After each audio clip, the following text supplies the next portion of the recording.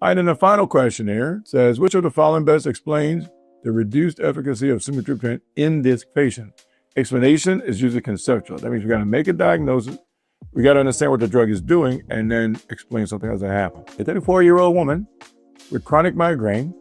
Remember, migraine is the most common vascular headaches. There's a vasoconstriction phase and a vasodilation phase. The vasodilation phase is when it causes a headache. To follow up after failing multiple preventative medications. Preventive medication, we tend to use propranolol or topiramate. She experiences 18 headache days monthly with severe unilateral throbbing pain, photophobia, and nausea. So she falls into the chronic migraine headache category. She recently started Erenumab, which is a monoclonal antibody against CGRP receptor. Remember, CGRP is a new finding now that is the CGRP receptor or CGRP molecule that's actually causing the severe headache pain with significant improvements. That's what we would expect.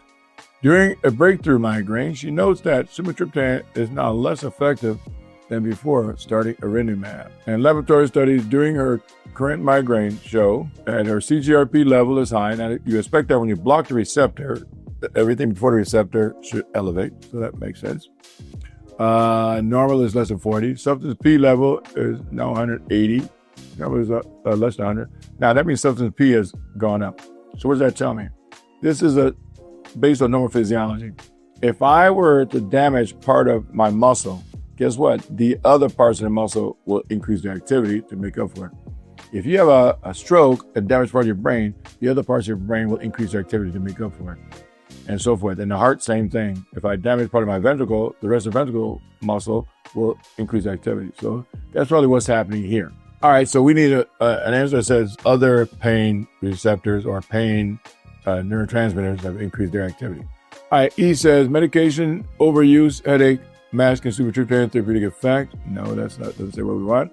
Enhanced blood-brain barrier permeability, reducing sumatriptan penetration. No. Tachyphylaxis to serotonin receptor agonism from repeated sumatriptan use. No upregulation of alternative pain pathways due to chronic CGRP receptor. Okay, that says it. And then A, competition between Erenumab and sumatriptan for CGRP receptor binding sites. So we're going to go ahead and pick the one that says upregulation of alternative pathways.